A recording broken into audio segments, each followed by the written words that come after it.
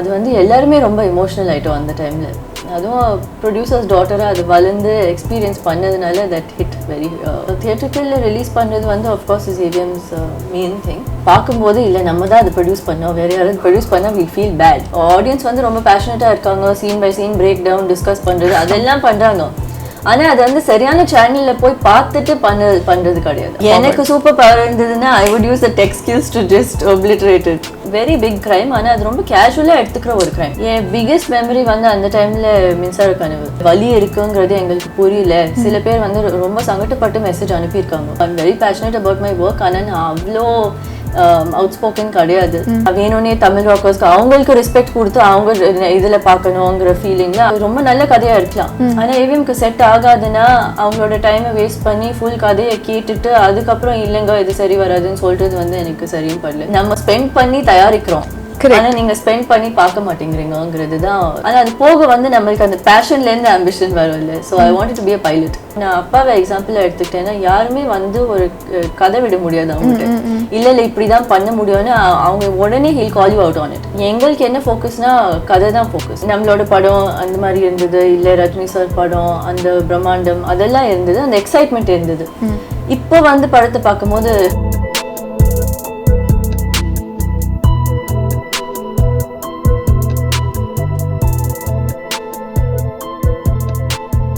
V4U media நேயர்களுக்கு வணக்கம். இன்னைக்கு நம்ம கூட யார் இருக்காங்கன்னு நான் அறிமுகப்படுத்த தேவையே இல்லை. ஏன்னா சமீபத்தில் சோஷியல் மீடியா அண்ட் யூடியூப் சேனல்ஸில் ட்ரெண்ட் ஆகிட்டு இருந்த the aspiring producer Aruna Guhan தான் நம்ம கூட இருக்காங்க.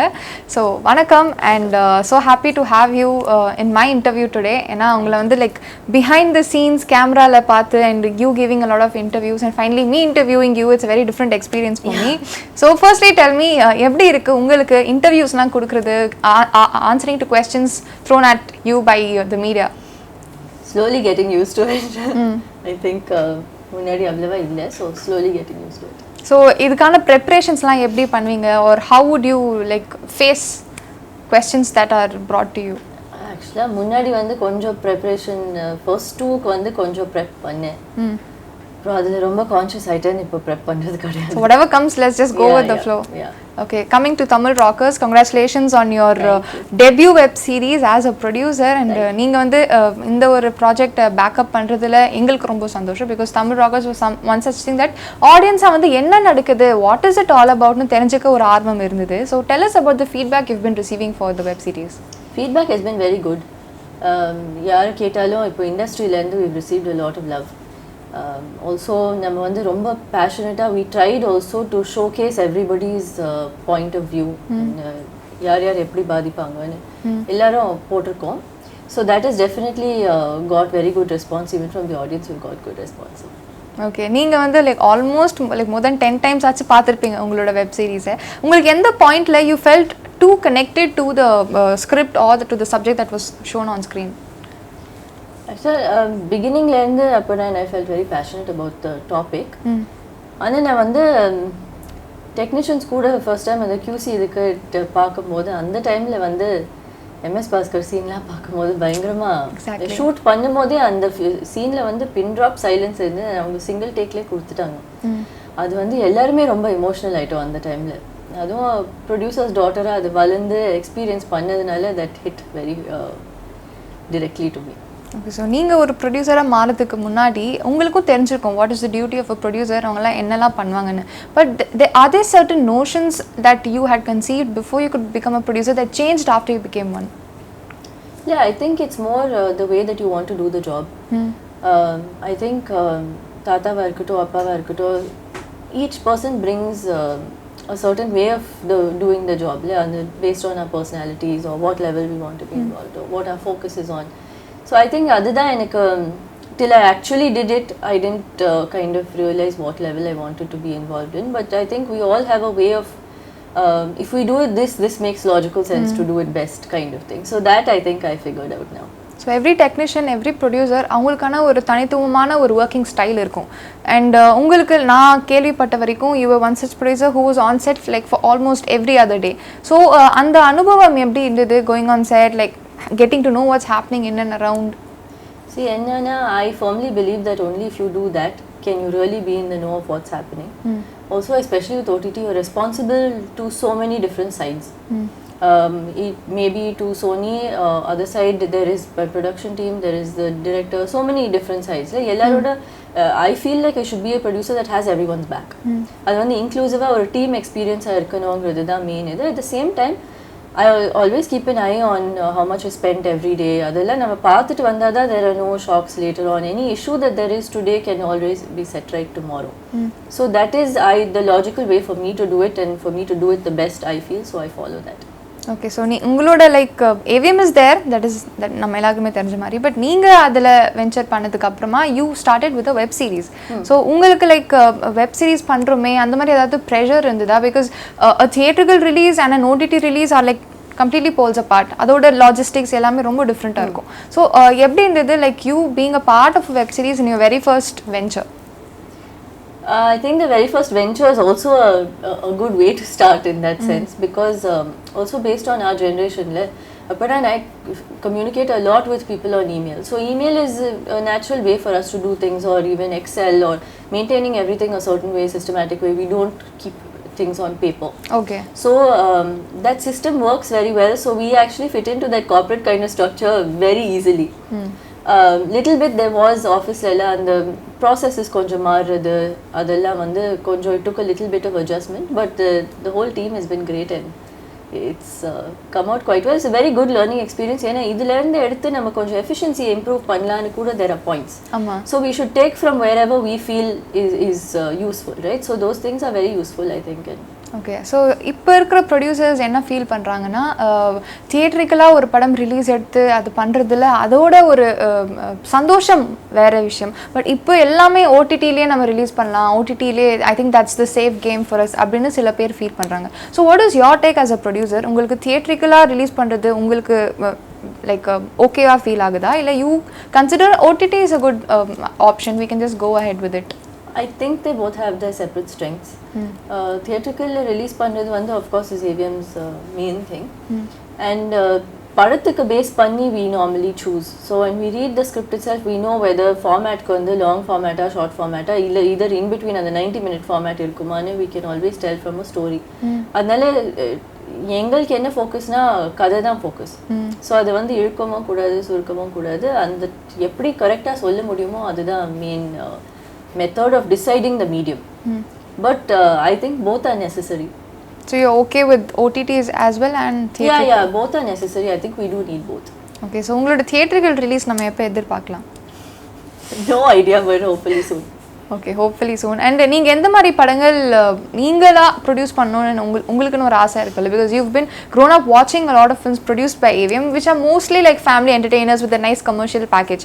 So you now being into the very same field, உங்களுக்குன்னு ஒரு தனி ஒரு ஆசை இருக்கும், ஒரு dream project. How would you describe that? I would say the story has to be something which பார்க்கும்போது இல்லை நம்ம தான் அதை ப்ரொடியூஸ் பண்ணோம், வேறு யாராவது ப்ரொடியூஸ் பண்ணால் we feel bad, you know, like that is the main thing. You should feel like, oh, I need to be the one to tell the story. அதுதான் அந்த main first feeling. அது base, அதை தவிர வந்து genre அந்த மாதிரிலாம் ஒன்றும் இல்லை. கான்டென்ட் வந்து ரொம்ப ஸ்பெஷலாக இருந்ததுன்னா, அந்த பேஷன் இருந்ததுன்னா அது பேஸ் பண்ணி தான்.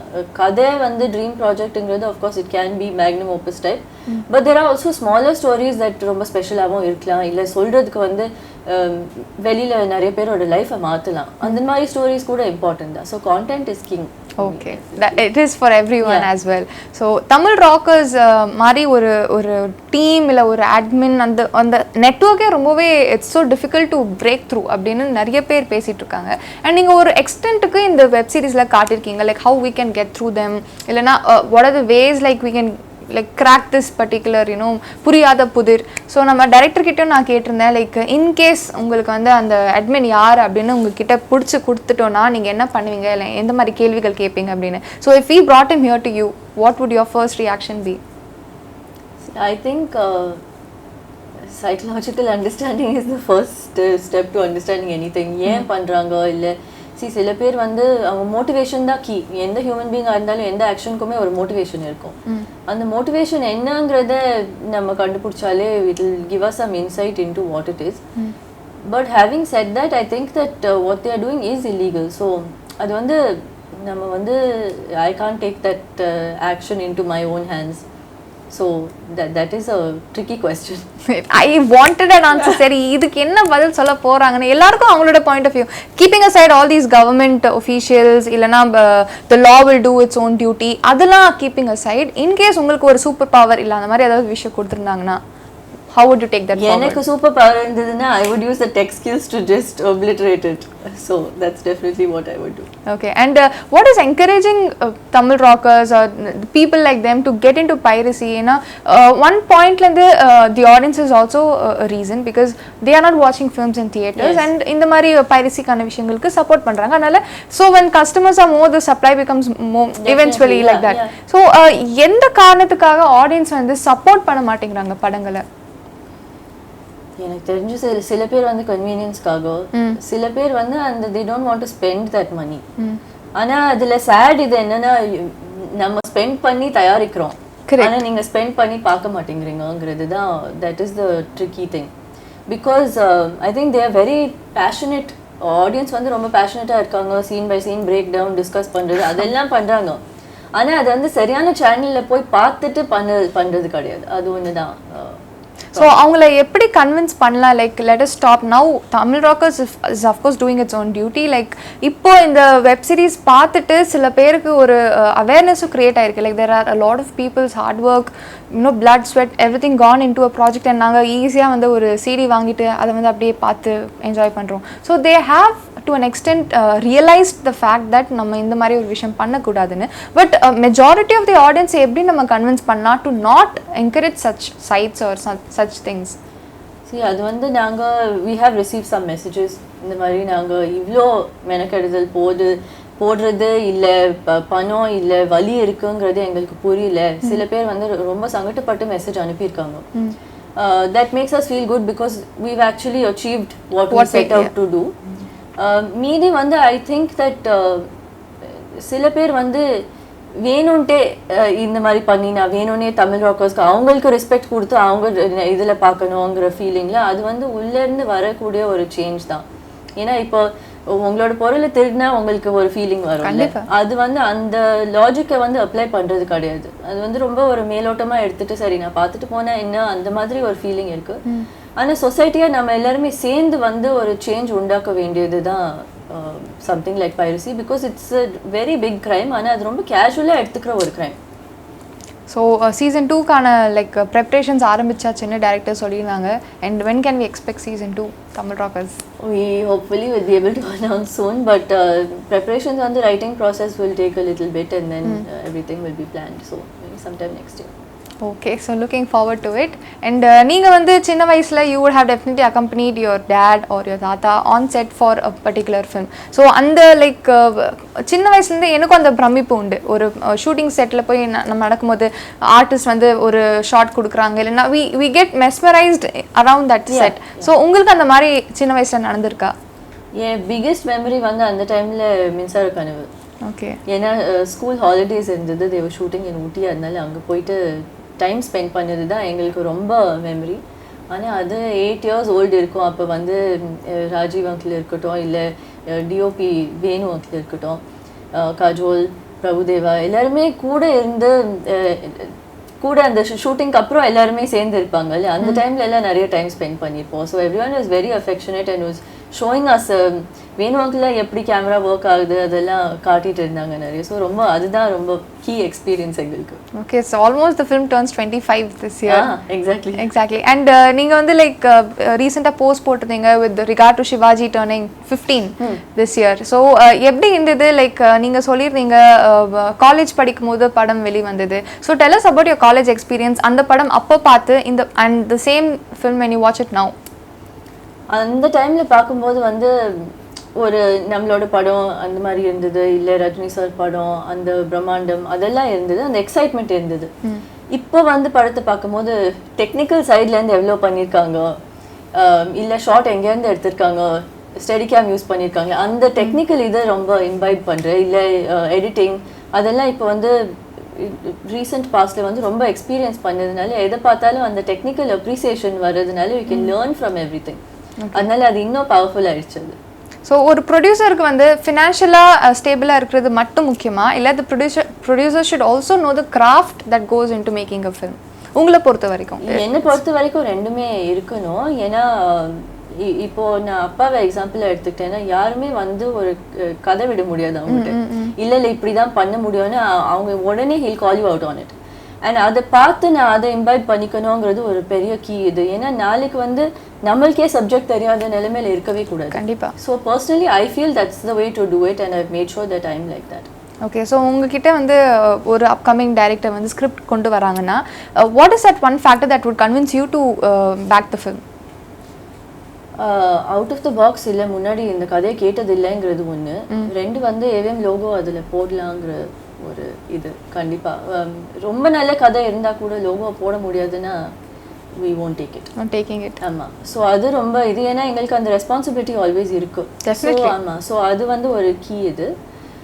அது போக வந்து நான் சொன்ன மாதிரி இல்லை this project is really exciting, இது நம்ம கைவிட்டு போகக்கூடாதுங்கிற ஒரு ஃபீலிங் இருக்கணும். இல்லை அது வந்து ஆஸ் ஆடியன்ஸ் வந்து இதர் வே டெல்லிங் சம்திங் ஸ்பெஷல், இல்லை ரொம்ப டிஃப்ரெண்ட்டாக இருக்குது, இல்லை பாத் பிரேக்கிங்காக இருக்குது, அந்த மாதிரி ஏதாவது ஒன்று இருந்ததுன்னா நம்மளுக்கு ரொம்ப புஷ் பண்ணுவது. ஓகே, ஸோ இப்போ இருக்கிற like upcoming and aspiring directors feel பண்ணுற ஒரு விஷயம் வந்து producers are not giving us a chance to explore our talents. நம்மக்கிட்ட ஏகப்பட்ட ஸ்கிரிப்ட்ஸ் வச்சுருக்கோம், ஆனால் அவங்கக்கிட்ட வந்து கேட்குறதுக்கான நேரமும் இல்லை. அந்த மாதிரி ஒரு அக்யூசேஷன் லைக் ரீசெண்டாக நடந்த ஒரு controversy. So few producers came up and they told time இல்லை அப்படின்ட்டு கிடையாது, நீங்கள் வந்து நம்மளுக்கு ஒரு ஸ்கிரிப்ட் கொண்டு வரீங்க, சும்மா ஒன் லைன் கேட்டு மட்டும் no producer would come up and produce your film. அதுக்கான நரேஷன் இருக்கணும், ஒரு நல்ல கதை இருக்கணும், you need to develop the story pretty well. So they had their own pros and cons to it. So as a producer இப்போ உங்ககிட்ட ஒருத்தங்க வந்து ஸ்டோரி நரேட் பண்ணுறாங்கன்னா would you prefer that or would you prefer reading a script and then going ahead? I generally prefer reading a pitch deck or a short synopsis. ஏன்னா அது வந்து இப்போ நான் சொன்ன மாதிரி AVMக்கு ரொம்ப நல்ல கதையாக இருக்கலாம், ஆனால் AVMக்கு செட் ஆகாதுன்னா அவங்களோட டைமை வேஸ்ட் பண்ணி ஃபுல் கதையை கேட்டுட்டு அதுக்கப்புறம் இல்லைங்க இது சரி வராதுன்னு சொல்கிறது வந்து எனக்கு சரின்னு படல. So if we see that I can always give that feedback saying your script is really good, ஆனால் AVMக்கு பேனருக்கு சரி வராதுங்கிற மாதிரி சொல்ல முடியும் எங்களால். அது போக வந்து we get lot of emailsலேயே நிறைய வரும். அதனால அது வந்து ஒரு பிகினிங் லெவலில் ஒரு இவாலுவேஷன் பண்ணிவிட்டு அதுக்கப்புறம் நான் இல்லை அப்போ நான் வந்து படிக்கும்போது சம்டைம்ஸ் ரெஸ்பான்ஸ் வராதுன்னு ஃபீல் பண்ணால் கூட அது வால்யூம்னால. ஸோ வால்யூம் அத்தனை இமெயில் வந்துட்டு இருக்கிறதுனால நாங்கள் வந்து பர்சனலாக எல்லாத்தையும் படித்து ரிவ்யூ பண்ணிவிட்டு ரொம்ப அந்த லெவலுக்கு போனால் அதுதான் ஒரு ப்ராப்ளம். ஏன்னா I am sure all producers face that. ஏன்னா நிறைய வரும், வரதுல வந்து அதை ஷிஃப்ட் பண்ணி எடுக்கிறது வந்து ஒரு டைம் டேக்கிங் ப்ராசஸ். ஸோ உங்களோட இன்டர்வியூஸ் நான் ரீசெண்டாக நிறையா பார்த்துட்டு இருந்தேன், because I had to prepare for my own interview. நிறைய கொஷின்ஸ் வந்து ரிப்பீட் ஆகக்கூடாதுன்னு. ஸோ எனக்கு ஒரு பழக்கம், நான் இன்டர்வியூஸ் பார்த்துட்டு இருக்கும் போதே கமெண்ட் செக்ஷன் கூட பார்ப்பேன். ஸோ அதில் வந்து you get a lot of ideas to pitch in questions அது. ஸோ அப்போ எக்கச்சக்கமான கமெண்ட்ஸ் வந்து ஒரு பர்டிகுலர் விஷயத்தை பற்றி மட்டும்தான் இருந்தது. Did you go through the comments on? I have read some.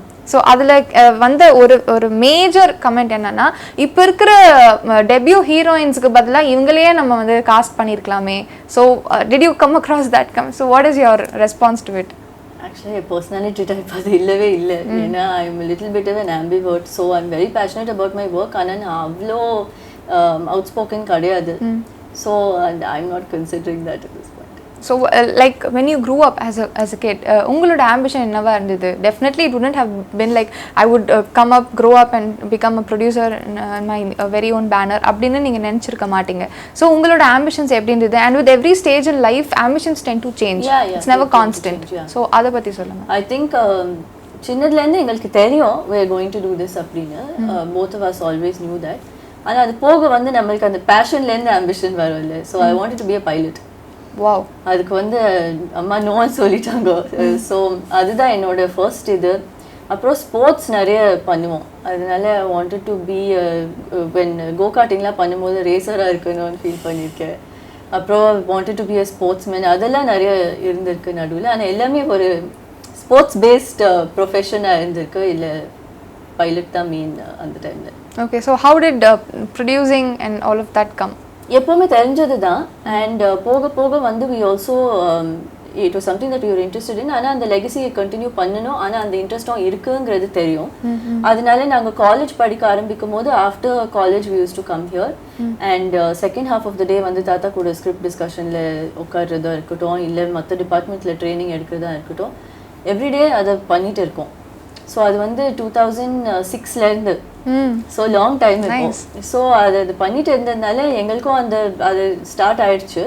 So எல்லா நாளுமே வேலை இருக்கோ இல்லையோ நாங்கள் 10 to 5:30 ஃபுல் டே எங்கள் ஆஃபீஸில் இருப்போம்.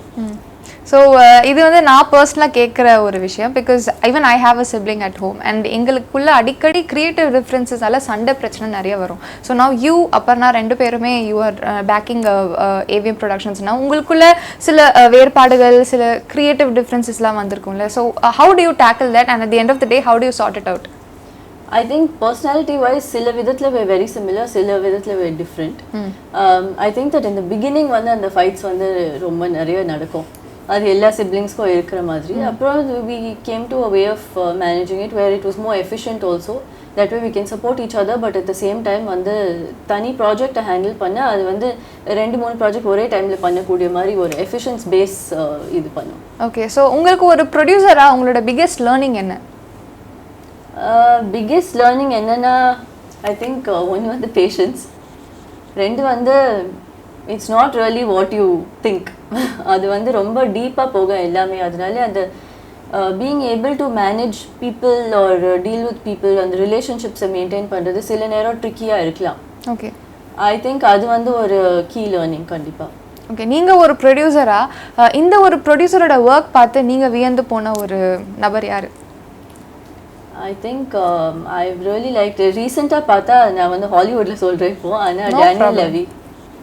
Okay, so what really inspired you? What really made you like look up to him? I think that the Schitt's Creek, the way he's written it, no, it's so inclusive without being preachy. அது வந்து even though it is a comedy and that is binge watchable content that we can watch multiple times, I feel that it is very kind.